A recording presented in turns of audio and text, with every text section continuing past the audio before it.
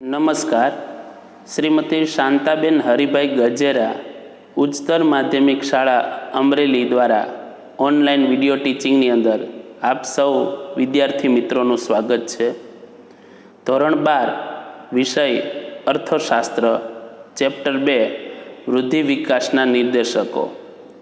આ પાઠનો આજે આપણે બીજો લેક્ચર. આગળના વિડીયોની અંદર આર્થિક વૃદ્ધિનો અર્થ, આર્થિક વૃદ્ધિની મર્યાદા વિશે આપણે વાત કરી હતી. આજે આપણે આ લેક્ચરની અંદર આર્થિક વિકાસ વિશે આપણે માહિતી મેળવવાની છે. તો આર્થિક વિકાસનો અર્થ જોઈએ તો આર્થિક વિકાસના અર્થની અંદર વાત કરી છે કે વિકાસ એટલે આર્થિક વિકાસ. આજે એશિયા, આફ્રિકા અને લેટિન અમેરિકાના દેશો આર્થિક વિકાસ માટે સક્રિય બન્યા છે. ત્યારે આપણે સમજવું જોઈએ કે આર્થિક વિકાસ ખરેખર શું છે. આર્થિક વિકાસ એક પ્રક્રિયા છે, સતત ચાલતી પ્રક્રિયા છે. આર્થિક સુખાકારી પ્રાપ્ત કરવાનું સાધન છે. તેથી આર્થિક વિકાસ શબ્દનો વ્યાપ એટલો મોટો છે કે આર્થિક વિકાસમાં આર્થિક વૃદ્ધિ, આર્થિક સુખાકારી અને આર્થિક પ્રગતિ સમાઈ જાય છે. બહુ સરસ વાત કરી છે કે આજે દુનિયાના દરેક રાષ્ટ્રો આર્થિક વિકાસ કરવા માટે તત્પર બન્યા છે. ભારત દેશ પણ આર્થિક વિકાસ સાધવા માટે સતત પ્રયત્નશીલ છે. દેશની અંદર ઉત્પાદન વધે, રાષ્ટ્રીય આવક વધે, માથાદીઠ આવકમાં વધારો થાય, લોકોનું જીવન ધોરણ અને લોકોની સુખાકારીમાં વધારો થાય, એ માટે આર્થિક વિકાસ વધારવો એ દરેક રાષ્ટ્રનું આજે સ્વપ્ન છે. આગળ વાત કરી છે કે આર્થિક વિકાસ દરમિયાન પણ વાસ્તવિક રાષ્ટ્રીય આવક અને વાસ્તવિક માથાદીઠ આવક વધે છે. પણ આર્થિક વિકાસ એ માત્ર પરિમાણાત્મક ફેરફારો નથી, તેમાં આવકના વધારાની સાથે કેટલાક ગુણાત્મક ફેરફારો પણ જોવા મળે છે. અહીંયા કેટલાક શબ્દો નવા એવા. વાસ્તવિક રાષ્ટ્રીય આવક એટલે શું? તો કે જે વર્ષની રાષ્ટ્રીય આવકની આપણે ગણતરી કરતા હોઈએ તે વર્ષે ચીજ વસ્તુના ભાવમાં વધારો થયો હોય અને એ વર્ષના ભાવો સાથે આપણે ગણતરી કરીએ રાષ્ટ્રીય આવકની તો મૂલ્ય ઊંચું આવે. દેશની સાચી આર્થિક પરિસ્થિતિ, લોકોની માથાદીઠ આવકમાં વધારો આવે પણ લોકોના જીવન ધોરણ કે સુખાકારીમાં વધારો ન થાય. એટલે રાષ્ટ્રીય આવક સ્થિર ભાવોએ ગણતરી કરવામાં આવે, એટલે કે પાયાના વર્ષના ભાવે ગણતરી કરવામાં આવે તો આપણને વાસ્તવિક રાષ્ટ્રીય આવક પ્રાપ્ત થાય છે. બીજું, પરિમાણાત્મક ફેરફારો. હવે અર્થતંત્રમાં વિવિધ ક્ષેત્રોમાં જે કુલ ઉત્પાદન થાય છે એમાં વધારો થાય તો એને પરિમાણાત્મક બાબત કહેવાય. ત્યાર પછી ગુણાત્મક ફેરફારો. ઉત્પાદનના ક્ષેત્રોમાં નવા સંશોધનો થાય, ખેતી ક્ષેત્ર હોય તો એમાં નવા બિયારણો આવે, શ્રમની કાર્યક્ષમતા બદલાય. આ બાબત અર્થતંત્રનો હિસ્સો બદલાય છે, જેથી એક ગુણાત્મક પરિવર્તન કહી શકાય. વિકાસ એ વૃદ્ધિ કરતા વિશેષ છે, બહુમુખી પ્રક્રિયા છે. વિકાસની પ્રક્રિયા દરમિયાન દેશનું આર્થિક અને સામાજિક માળખું બદલાય છે. આર્થિક પ્રગતિ સાથે સામાજિક ક્ષેત્રોમાં પણ પ્રગતિ થાય. સામાન્ય રીતે રાષ્ટ્રીય આવકનું માળખું બદલાય છે. હવે વિકાસ એ વૃદ્ધિ કરતા વિશેષ છે, કારણ કે આર્થિક વિકાસ સમગ્ર અર્થતંત્રને આવરી લે છે, જેમાં સામાજિક માળખાનો પણ સમાવેશ થાય. જ્યારે દેશની આર્થિક પ્રગતિમાં સુધારો થાય, માથાદીઠ આવક વધે તો સ્વાભાવિક છે લોકોનું જીવન ધોરણ બદલાય. પહેલાં કરતાં લોકોની આવક બદલાય તો એનું જીવન ધોરણ અને સમાજનું માળખું છે એ પણ બદલાય. પહેલાંની જે રૂઢિઓ હતી, પરંપરાઓ હતી, ઉત્પાદનની પદ્ધતિઓ હતી, સમાજનું માળખું છે એમાં પરિવર્તન આવે છે. એ વિકાસ એટલે બહુમુખી પ્રક્રિયા ગણી શકાય. રાષ્ટ્રીય આવકમાં ખેતી ક્ષેત્રનો ટકાવારી ફાળો ઘટે છે. ઉદ્યોગ અને સેવા ક્ષેત્રનો ફાળો વધે છે. ખેતીમાં પ્રચ્છન્ન બેકારી ધરાવતા શ્રમિકોને અન્ય ક્ષેત્રોમાં રોજગારી મળે છે. આધુનિક ટેકનોલોજી અમલમાં આવે છે, જેનાથી સમય અને ખર્ચ બચે છે. હવે 1950-51ની અંદર રાષ્ટ્રીય આવકમાં ખેતીનો હિસ્સો સૌથી વધુ હતો. રોજગારીમાં પણ 70% ફાળો હતો. પણ હવે ઉદ્યોગ અને સેવા ક્ષેત્રનો વ્યાપ વધતા આજે લોકોએ ખેતી ક્ષેત્રમાંથી ઉદ્યોગ અને સેવા ક્ષેત્રની અંદર કાર્ય કરતા થયા. ખેતીની અંદર પ્રચ્છન્ન બેકારી છે, એટલે કે જરૂરિયાત કરતાં વધારે શ્રમ રોકાયેલો હોય અને ઉત્પાદનમાં કોઈ પરિવર્તન ન થતું હોય, ફેરફાર ન થતો હોય કે વધારો ન થતો હોય તો એ ખેતીની અંદર પ્રચ્છન્ન બેરોજગારી છે તેમ કહી શકાય. તો હવે ખેતીમાંથી સેવા ક્ષેત્ર અને ઉદ્યોગ ક્ષેત્રોમાં લોકો સ્થળાંતરિત થયા. આધુનિક ટેકનોલોજીમાં પરિવર્તન આવ્યું.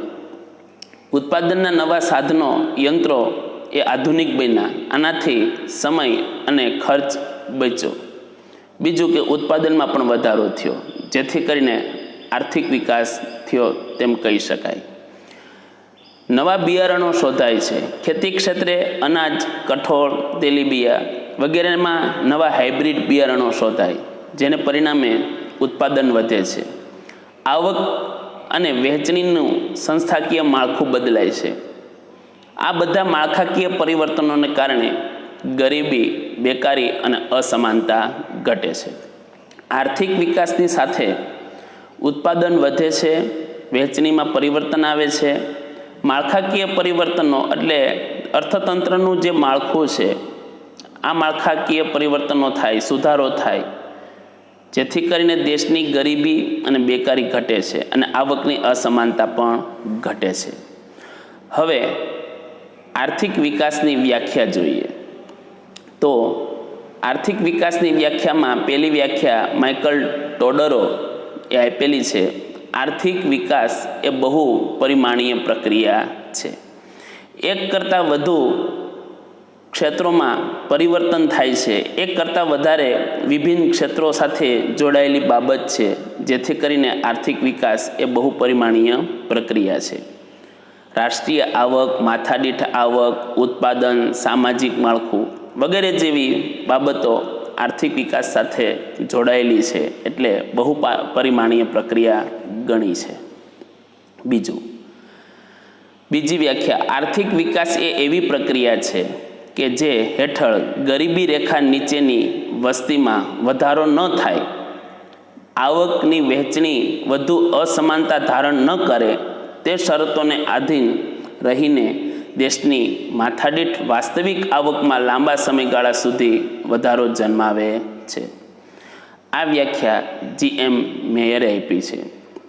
આર્થિક વિકાસ એ એવી પ્રક્રિયા છે, એટલે કે અર્થતંત્રની અંદર સતત વધારો, સુધારો, ઉત્પાદનમાં વધારો થાય છે. જે હેઠળ ગરીબી રેખા જે છે દેશની, એમાં હવે એની વસ્તીમાં વધારો ન થાય, આવકની વહેંચણી વધુ અસમાન ન બને, એટલે કે શ્રીમંત અને ગરીબીનો વર્ગ વધુ તફાવત ધારણ ન કરે, આવી શરતોને આધીન દેશની વાસ્તવિક માથાદીઠ આવકમાં લાંબા ગાળા સુધી વધારો થાય તો એ આર્થિક વિકાસ છે. ત્રીજી વ્યાખ્યામાં વાત કરી છે, વસ્તી સ્થિર હોય કે સતત વધતી હોય, પરંતુ ઉત્પાદનના સાધનો એટલે કે જમીન, મૂડી, શ્રમ અને નિયોજક તથા ઉત્પાદનની રીતમાં ફેરફાર જન્માવતી એવી પ્રક્રિયા છે કે જેને લીધે માથાદીઠ આવકમાં સતત વધારો થતો હોય, લોકોનું જીવન ધોરણ ઊંચું જતું હોય તો દેશનો આર્થિક વિકાસ થઈ રહ્યો છે તેમ કહેવાય.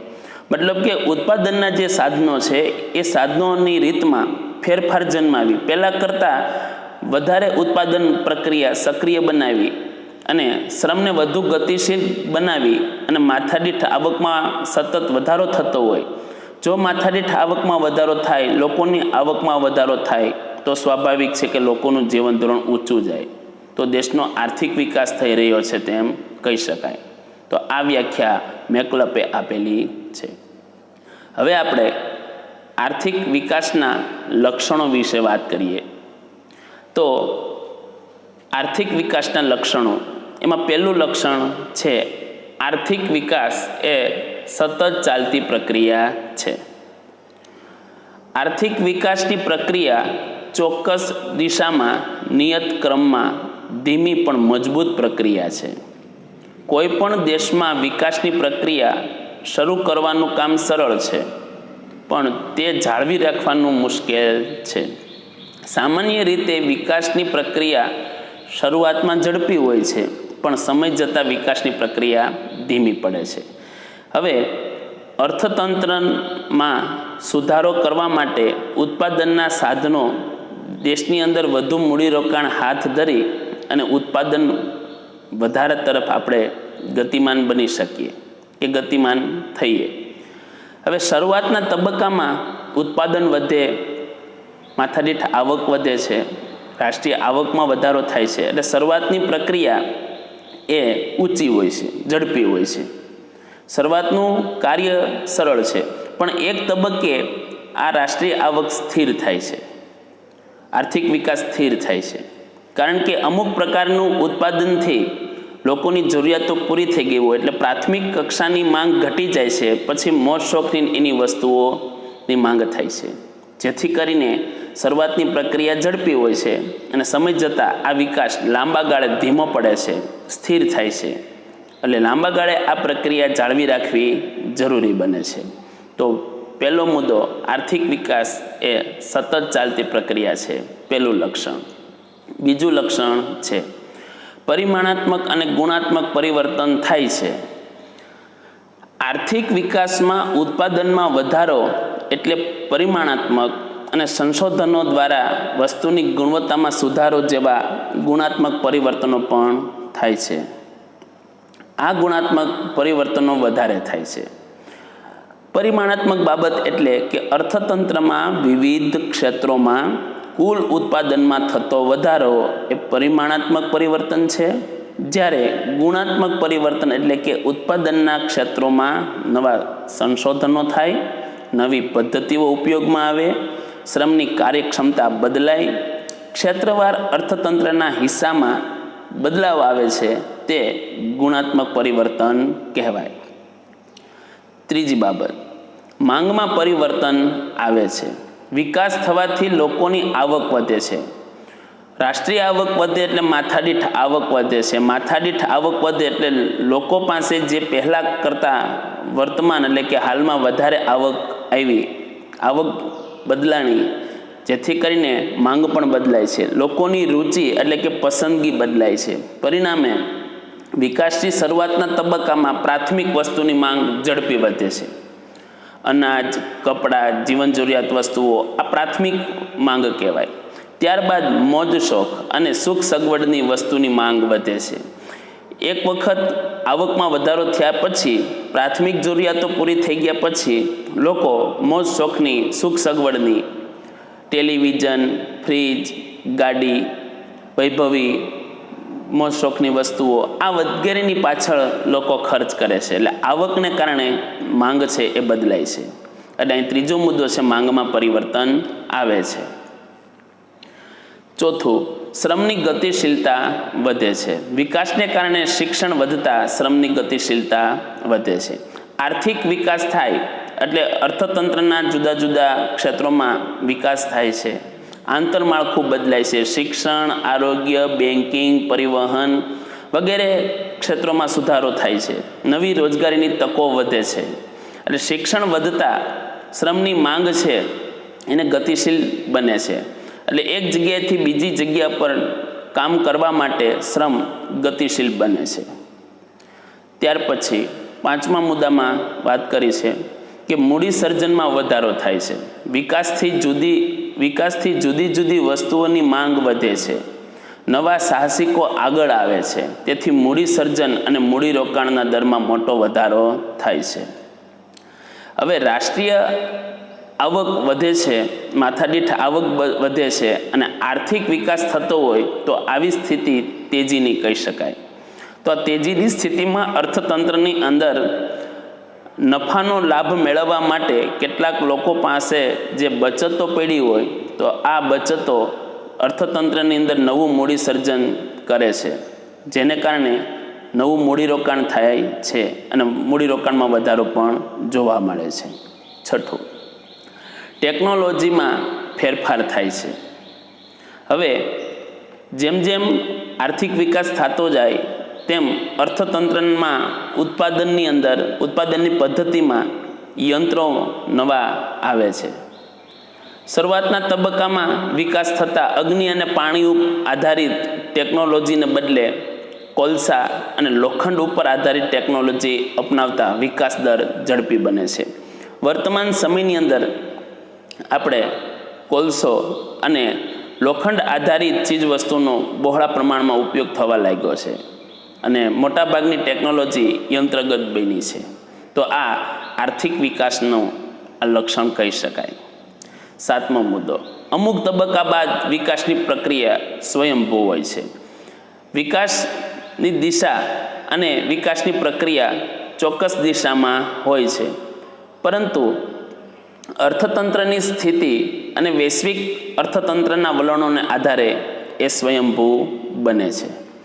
અહીં આ 7 મુદ્દા જે આર્થિક વિકાસના લક્ષણો હતા, પરીક્ષાની અંદર પણ આ આઈએમપી કહી શકાય. હવે આપણે આર્થિક વિકાસની મર્યાદા જોઈએ. આર્થિક વિકાસના ખ્યાલની મર્યાદાઓ, જેમ આર્થિક વૃદ્ધિની પણ મર્યાદા હતી તેમ આર્થિક વિકાસની પણ મર્યાદા છે.